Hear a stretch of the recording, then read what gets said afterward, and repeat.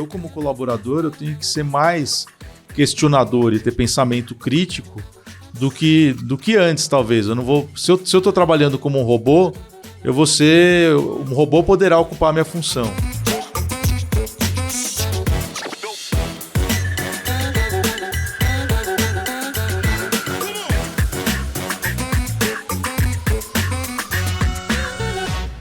E olha, começando mais um programa pra lá de especial. Hoje eu tô aqui com o Miguel Ninzenbaum, ele que é sócio da Mapa de Talentos, cogestor da Leader Academy e especialista em liderança positiva e estratégica. É com ele que eu vou conversar. E aí, Miguel, tudo bom? Tudo jóia. Beleza, Fernando? Tudo bem. Cara, primeiro eu queria te agradecer por você ter aceitado aí o convite, vindo até aqui. Imagina, um prazer. Me ajudar a levar um conteúdo relevante pro pessoal que acompanha o canal. Obrigado.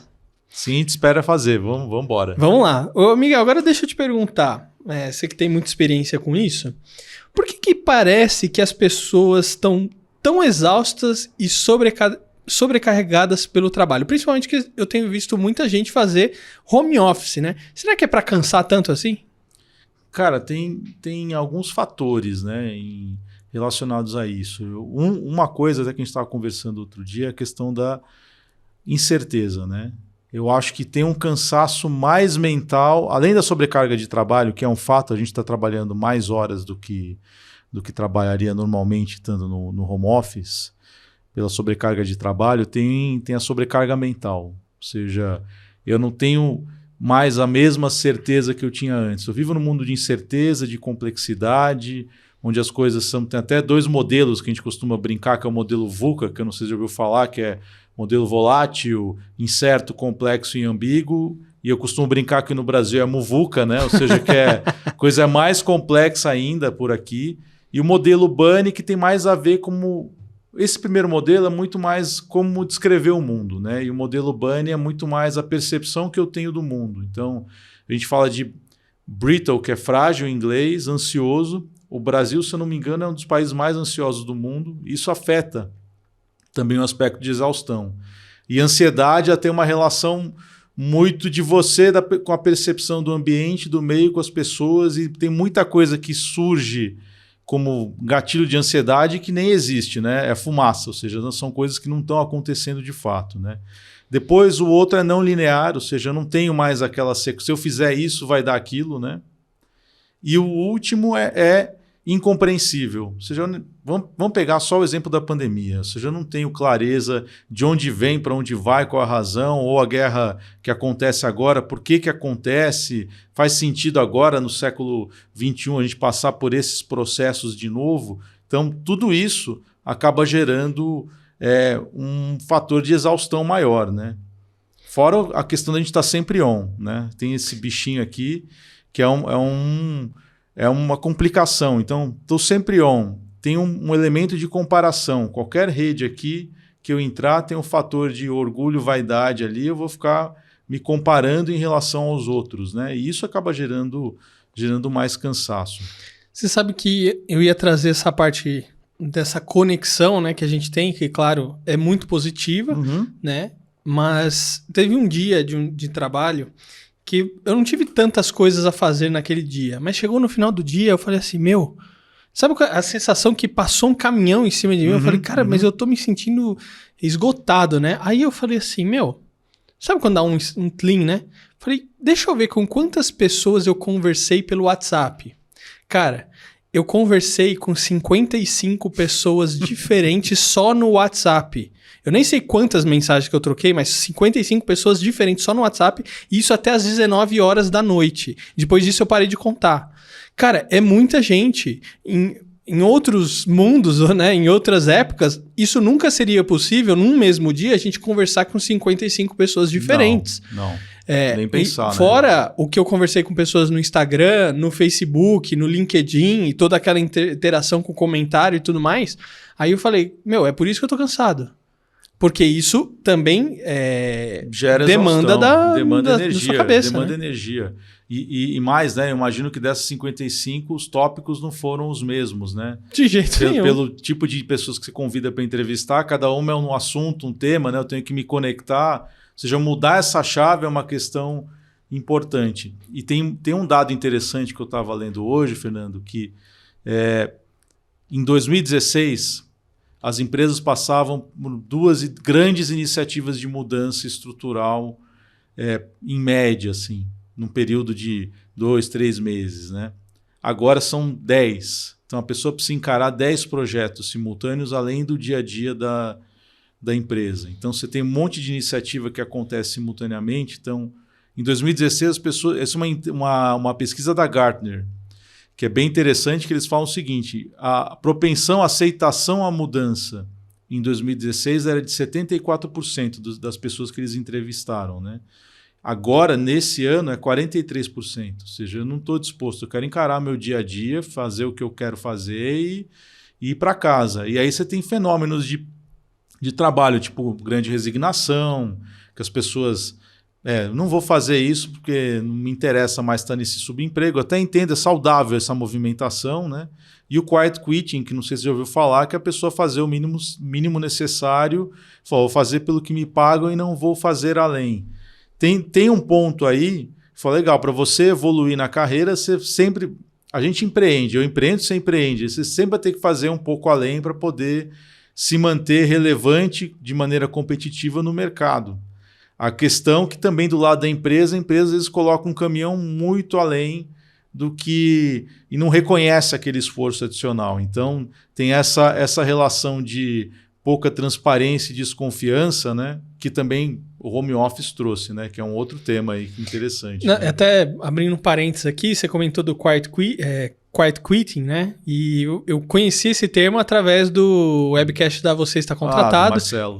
Do Marcelo Nóbrega e do Jederson Beck, que inclusive você veio aqui e eu conheci você por meio deles. Inclusive, a gente esteve junto agora num evento que eles promoveram, que é o Step Up People, né? Foi muito bacana, muito legal. Então, abrir um parênteses, se você gosta desse tema, assim, principalmente sim, envolvendo mais esse mundo de RH, o mundo corporativo, o webcast deles com certeza é um canal muito bacana. Muito rico o conteúdo que eles têm lá, né? Muito rico. Vale a pena. Agora, olha só que interessante, apesar do home office, né? Ou seja, as pessoas gastando menos tempo com locomoção, né? Tá meio híbrido, né? Porque as pessoas não estão mais 100% em casa. Mas ainda as pessoas estão muito exaustas e cansadas por todos esses fatores que você trouxe aqui. Agora, teve uma pessoa que veio aqui, ele é dono de empresa e tudo mais, e a opinião dele é o seguinte, ele disse exatamente isso. O home office está deixando as pessoas burras. Você concorda com isso? Cara, eu acho que é muito categórico, né, ele falar isso, né? Mas eu não acho. Eu acho o seguinte, de alguma forma, o fato de eu ter mais acesso às redes sociais acabam deixando as pessoas mais burras. O que acontece, como o conteúdo ele é muito imediato, a gente estava, antes de começar aqui, falando, eu não posso gravar mais tempo porque as pessoas não conseguem... Mas tem um fator até que o pessoal chama de tiktokização do conteúdo. Ou seja, eu preciso gravar em X tempo ou com tanto estímulo... Ou fazendo dancinha, né? Para poder ensinar a pessoa sobre um tema. E tá certo que você pode ser mais didático, ser divertido, não tem nada contra isso. Claro. Mas as pessoas não se aprofundam como deveriam em relação aos temas. Eu não acho que é o home office que deixa as pessoas burras, não. Eu acho que, de alguma forma, as discussões estão rasas em qualquer ambiente. Em qualquer ambiente. Você vai na organização também. Esse aspecto de ter que mudar sempre, ter 10 projetos ao mesmo tempo, como é que você pode se aprofundar e fazer uma mudança com qualidade na organização se você está lidando com 10 temas ao mesmo tempo? Não tem como se aprofundar. Então, eu acho que é meio genérico fazer uma afirmação dessa, mas eu acho que isto aqui é o principal fator, né? O fato da gente ter toda a informação, mas eu não consigo mais ficar concentrado, não consigo nem terminar de ouvir uma música. Outro dia eu ouvi não tem nada a ver com o que a gente vai falar, mas tem a ver com estatísticas do Spotify. 30 segundos de música, ele considera que a pessoa ouviu a música. Ou seja, não dá para você dizer que você ouviu 30 segundos, você ouviu uma música, né? Então... Depende da música, né? Ainda, se a música for tudo igual, né? Aquelas músicas que você bota em loop é igual. Tudo bem. Não tem uma linha de construção da música, né? Aí pode até ser, né? Ô Miguel, agora Durante a pandemia, a gente teve muitos temas, workshops, lives, até livros, o pessoal lançando coisas sobre o mundo pós-pandemia. Né? Virou uma mega de uma moda isso, falar sobre isso. Como vai ser o mundo pós-pandemia, e não sei o quê, e blá, blá, blá. E 1 milhão de pessoas falando ali suas ideias e tudo mais. Não tenho nada contra, o meu sempre contra é quando vira uma coisa que vira muito modinha e todo mundo começa a falar só sobre aquilo, né? E aí, uma das coisas era o fato do home office. Não, home office vai ser sempre home office, não sei o quê, e pá. E eu tô vendo agora, pelo menos é a minha percepção, que muitas empresas estão voltando pro antigo normal. E, entre parênteses, né, talvez, por conta da falta do comando controle, que a gente tinha muito isso antes. Porque o cara na casa dele, você não tá lá olhando pra... você tá no Facebook aí, o que você tá fazendo, cara? Tá louco? Não, você tá no Instagram, ou você não tem um controle sobre aquilo que a pessoa tá fazendo 100% do tempo dela. E a gente tem esse paradigma antigo que é contratar a pessoa pelo tempo e não pelo resultado. Né? Então muita gente tem essa coisa assim, não, eu tô pagando aluguel, eu quero que o funcionário venha aqui, ou esteja aqui, eu quero saber se ele entrou às 8 e saiu às 5 horas da tarde, ou nada do tipo. Tá voltando essa parte do comando controle ou não? Tem os dois movimentos. Eu não sei qual que eu não vou te precisar qual que é o grau de força, mas tem os dois movimentos. Tem gente que quer voltar a comando e controle. Inclusive eu li outro dia porque eu tenho desconfiança do que os meus colaboradores fazem enquanto eles estão em casa trabalhando, né? Ou seja, se eles estão realmente produzindo o que a gente pediu para eles produzirem, né? Então eu estou olhando mais a hora do que o resultado, como você bem falou. E do outro lado, tem outra questão. Sabe qual que é o principal fator de desconfiança em relação à organização? As lideranças. Então tem uma recíproca que é verdadeira, ou seja, os colaboradores desconfiam dos líderes também. Mas que tipo de desconfiança? Desconfiança em relação a pouca transparência, ou não dar autonomia, ou inclusive até não ser suficientemente capaz de poder entregar o resultado de estar no papel adequado. Então, até quando ele exerce esse papel de comando e controle, existe uma repulsa ali de quem está trabalhando, porque hoje em dia realmente o que você está cobrando é o resultado. E é muito interessante isso, porque para poder responder com a velocidade de mudança as coisas que estão acontecendo, o outro modelo de olhar mais o resultado do que olhar o comando e controle, ele acaba sendo mais inteligente. Porque geralmente o que acontece quando eu olho o comando e controle, eu estou centralizando o processo numa pessoa que é o líder, que está controlando aquele time. Mesmo que ele tenha ferramentas tecnológicas para controlar se o cara entrou, não entrou, o que ele está fazendo, mas eu estou observando o processo e não olhando o resultado final na ponta. E eu não estou usando a sabedoria que existe dentro das pessoas se eu der mais autonomia, se eu capacitar as pessoas e fazer das pessoas que se sintam parte daquilo, né? Ou seja, do que a gente está construindo como organização, é mais fácil que eu obtenha respostas com mais velocidade da rede. Ou seja, eu não sei de áudio, o Fernando sabe. Talvez, se eu ficar centralizando todo o trabalho, seja uma burrice minha, porque eu quero mais ser um controlador de voo. Esse é o meu papel. Ou seja, o Fernando vai traçar o plano de voo e se qualquer coisa que eu enxergar que possa ser ruim para a empresa ou para ele, eu como líder vou dar o alerta, né? Mas eu não quero controlar o como, eu vou definir o quê. Então o que precisa alinhar é a direção. Geralmente quando a gente tem muito comando e controle, a direção não está clara no grupo, né? Então tem esse cenário. O que eu reconheço hoje é que poder responder a velocidade de mudança, você precisa aproveitar a sabedoria da rede. Não tem como você achar que vou centralizar aqui e trabalhar com desconfiança em cima das pessoas, né? Muito bom. Miguel, eu quero falar agora com você sobre liderança, mas antes disso eu vou chamar a Anne com o quadro dela super bacana aqui. E aí, Anne, manda aí. Hoje eu vou dar algumas dicas de cores na decoração. Nesse vídeo, a gente vai falar sobre o branco e suas combinações. Eu fiz até alguns desenhos para ajudar a gente a visualizar melhor.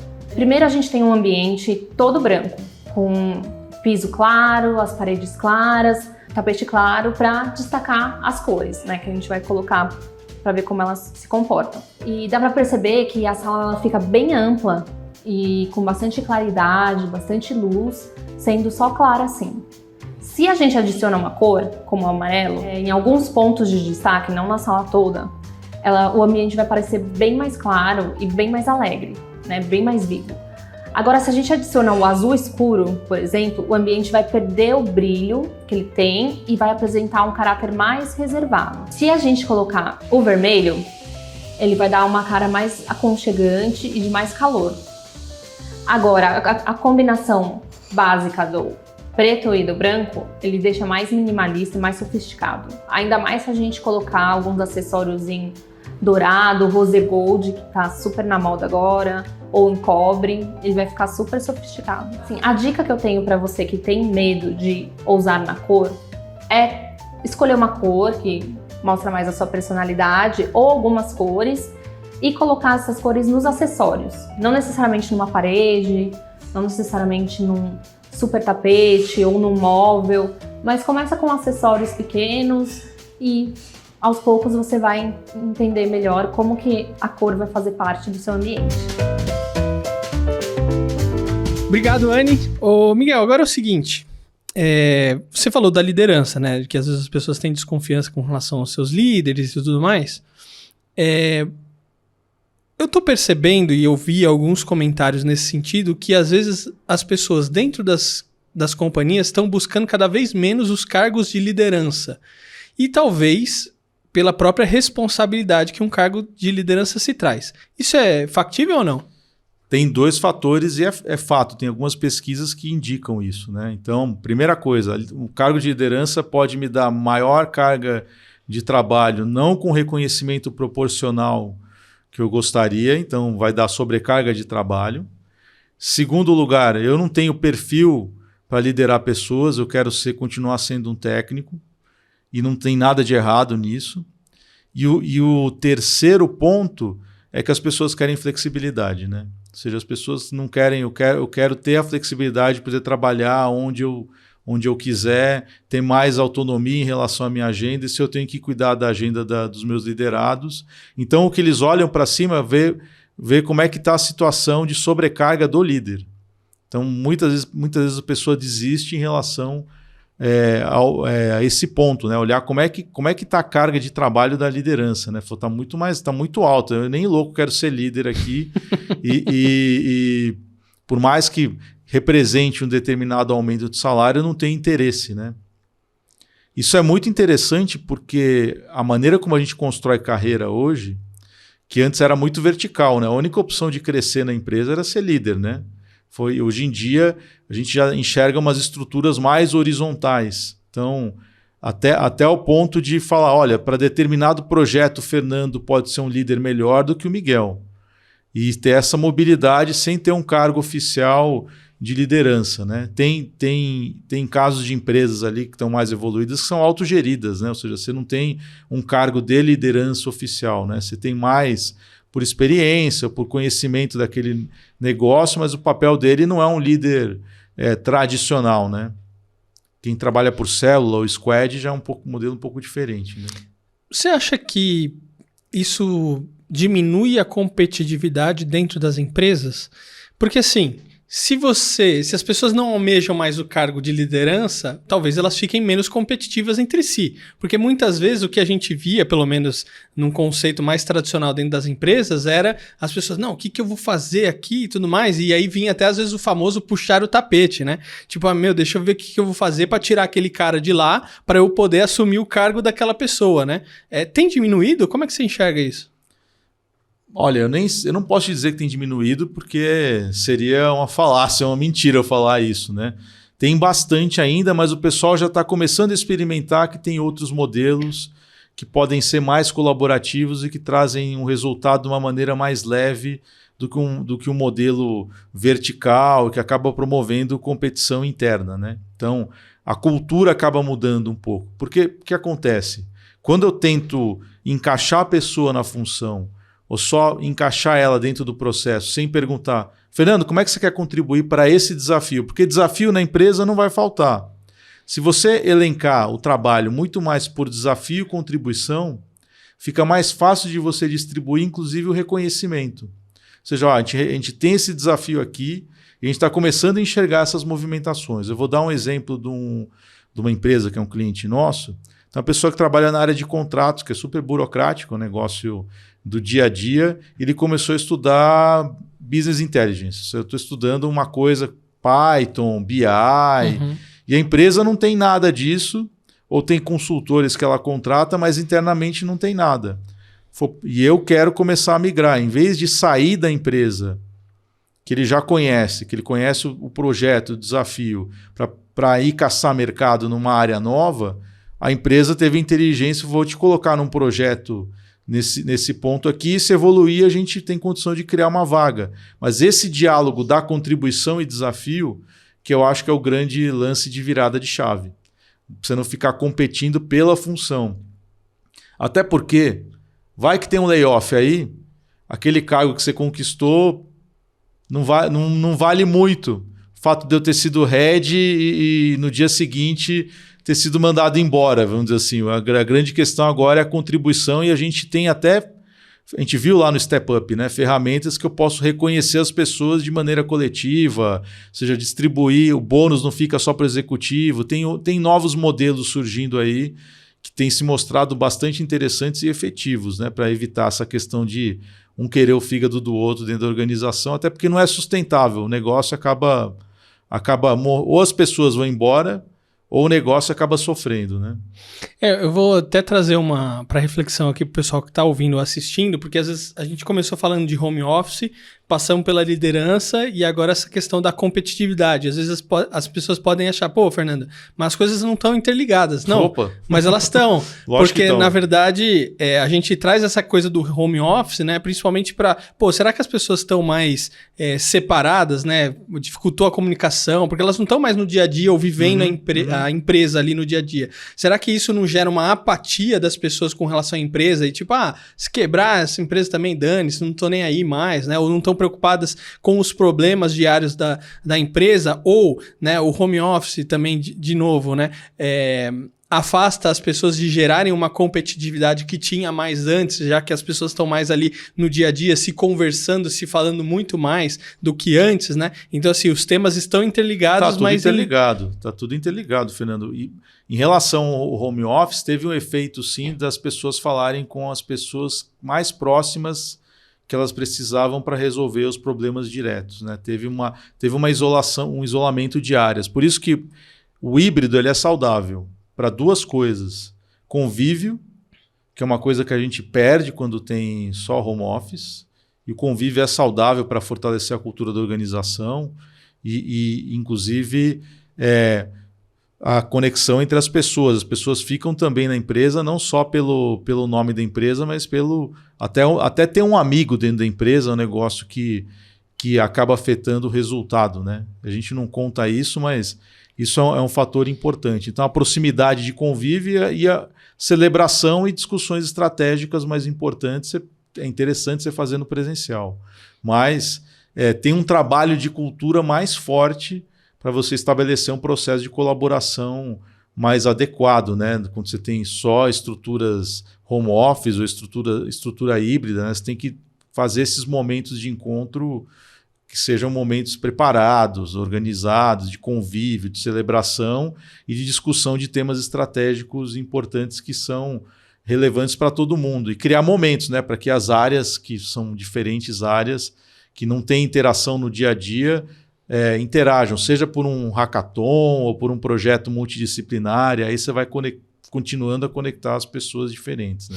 Você levantou um ponto agora. Você acha que é prejudicial para uma empresa, para um negócio, quando dentro do time dela tem pessoas ali que são muito amigas, muito próximos? Depende, né? Depende. Na verdade, assim, quando você é amigo e é permissivo com comportamentos que não são adequados nem para o resultado do negócio, que não são éticos, aí o fato de você ser amigo prejudica o negócio. Até você falar, não, eu te entrego amanhã, tá? Ou eu te entrego depois, ou eu dei uma alterada aqui no número. Como você tem comportamentos inadequados aí. Por isso que eu acho que a questão que é aceitável em termos de conduta, né? Acho que são as regras de conduta para que a amizade não seja, vamos dizer, promíscua, né, em relação ao trabalho. Acho que é essa linha tênue aí, né? Ô Miguel, agora, em termos de tecnologia, porque a gente está numa mudança, assim, drástica, né? A gente tem vivido momentos de adaptações e de mudanças, né? Então, por exemplo, quando chega a internet, todas as empresas começam a se adaptar àquilo, mas foram adaptações mais lentas, né? Diferente de que, por exemplo, quando a gente teve a pandemia e de repente está todo mundo em casa fazendo reunião virtual, né? A tecnologia já estava lá, mas as pessoas começaram a aplicar ou a utilizar isso no dia a dia de uma maneira muito mais forte por conta do contexto que as pessoas estavam vivendo, né? E aí cada hora surge uma tecnologia nova, inteligência artificial, sei lá, cada hora vem uma tecnologia nova. As empresas estão sabendo utilizar essas tecnologias adequadamente ao seu favor? Vou dar um exemplo dessa questão da reunião, né? Às vezes o pessoal vai fazer reunião online e tal, e às vezes a pessoa não abre a câmera. Assim, que estranho, né? Não vou enxergar a pessoa. Tudo bem, né? Assim, não, mas é tipo telefone, a gente ligava pra pessoa. Mas tá num contexto diferente. Normalmente você entra no contexto, você abre, todo mundo abre a câmera, e de repente a pessoa não abre a câmera. Aí você fica imaginando, será que ela tá de pijama, né? Será que ela tá mesmo lá? Será que ela não tá num outro lugar e às vezes não quer ela mostrar onde ela tá? E aí te passa várias coisas na sua cabeça com relação a isso. Esse monte de tecnologia tá mais ajudando ou tá mais atrapalhando as empresas? Porque eu vejo que às vezes muitas empresas ficam atrapalhadas, sabe? Eu acho que a grande questão não é nem a tecnologia em si, as pessoas aprenderem a colaborar. Ou seja, será que eu preciso estar naquela reunião? Como é que eu envio e-mail cobrando? Preciso copiar todo mundo para enviar aquele e-mail? Que tipo de comunicação eu faço pelo WhatsApp? Que funciona em cada ponto? O que a gente vê é o seguinte, excesso de colaboração, ou seja, gente que precisa ter 15 pessoas na reunião, eu copio todo mundo e às vezes precisa de fato acontecer dessa maneira, a gente não pode ser mais resolutivo e ser mais objetivo, a reunião precisa durar 3 horas? Certamente não. Ou seja, eu tenho experiência de ter reuniões de 15, 20 minutos muito mais resolutivas e com insights muito mais bacanas do que reunião de 3 horas, né? Então, o que eu vejo é mais isso, não saber usar as tecnologias para colaborar. Tem gente que não sabe usar, sim, mas essa questão da câmera fechada, aberta, até... a pessoa que sabe vai jogar foto, estou no Uber aqui, entrei na reunião, falou, tudo bem. Acontece, ou vou só ouvir. Acho que a questão é comunicar. Ou seja, não deixar aquela coisa desinteressada, sabe? Indiferente. A pior coisa do mundo é quando é indiferente. Se você falar, olha, não posso participar, ou vou participar ouvindo, ou escuto a gravação depois, ou depois eu peço um resumo. É mais honesto do que você deixar a câmera desligada e não participar de forma alguma, né? Miguel, eu estou entendendo que a palavra-chave para tudo que a gente está conversando aqui é colaboração. É colaboração. Então, home office, a gente também tem que entender o contexto daquela empresa e a empresa também entender o contexto de cada um dos seus colaboradores. Na questão de buscar um cargo ou não de liderança, a gente entender essa questão da colaboração e não mais aquela coisa de, não, vou puxar o tapete do cara para pegar o cargo da pessoa. E o uso das tecnologias é a mesma coisa, é isso? É isso. Na verdade, ela amplifica, né? Ou facilita alguma coisa nesse sentido. Inclusive... o medo da inteligência artificial, não sei que não é o ponto aqui, mas que perguntas que eu vou fazer? Eu, como colaborador, eu tenho que ser mais questionador e ter pensamento crítico do que antes, talvez. Eu não vou, se eu estou trabalhando como um robô, um robô poderá ocupar a minha função. Muita gente fala isso e eu concordo. Se eu estou trabalhando de maneira mais inteligente, fazendo perguntas críticas, questionando, aí o robô vai me ajudar, entendeu? Então, acho que essa é a grande questão. Tanto é que você vai ver pesquisas da Microsoft aí em relação ao uso de tecnologia e inteligência artificial, o pessoal tem mais otimismo em relação ao uso do que se sentir ameaçado. Fala, legal, vai facilitar a minha vida. Outro dia eu vi coisas impressionantes. Fala, eu preciso montar uma apresentação aqui. Fala, joga o texto que você tem, o tópico, eu já te monto a apresentação. O teu papel é fazer as conexões, ver se aquilo faz sentido ou não, fazer o filtro. Então, acho que não precisa ter receio, né? Acho que é mais difícil de lidar com gente do que com robô, viu? Ô Miguel, uma empresa colaborativa se torna uma organização mais saudável? Sim, porque a partir do momento que eu dou voz para as pessoas, ela não só é mais saudável, como também ela inova mais e produz mais. Porque a grande questão é, eu dou voz para a pessoa, eu dou espaço para ela se conhecer também, né? E para os outros conhecerem onde cada um pode contribuir. Isso acaba dando agilidade para o sistema, né? A grande questão é que a gente precisa ter clareza da direção que a gente quer alcançar. Não adianta ser extremamente colaborativo e não ter clareza do que cada um quer alcançar, né? E aí é um processo que tem que ir meio que paralelo, né?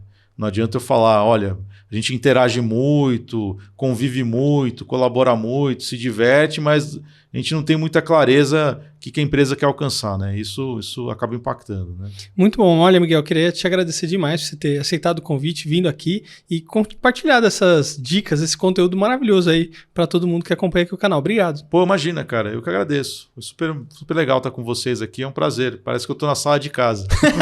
Muito bom, obrigado. E olha, você que nos acompanha até aí, ó, você tá na sala da sua casa, será que assistindo esse bate-papo você teve essa mesma sensação que o Miguel teve? Ó, parece que eu tô na sala de casa, hein? Vamos ver, deixa aqui nos comentários qual que foi a sua sensação com o episódio de hoje, ó. Não esquece aí de deixar o seu like, o seu comentário, se inscrever no canal e eu vejo você no próximo episódio. Até a próxima. Tchau, Miguel! Valeu! Um abraço, turma!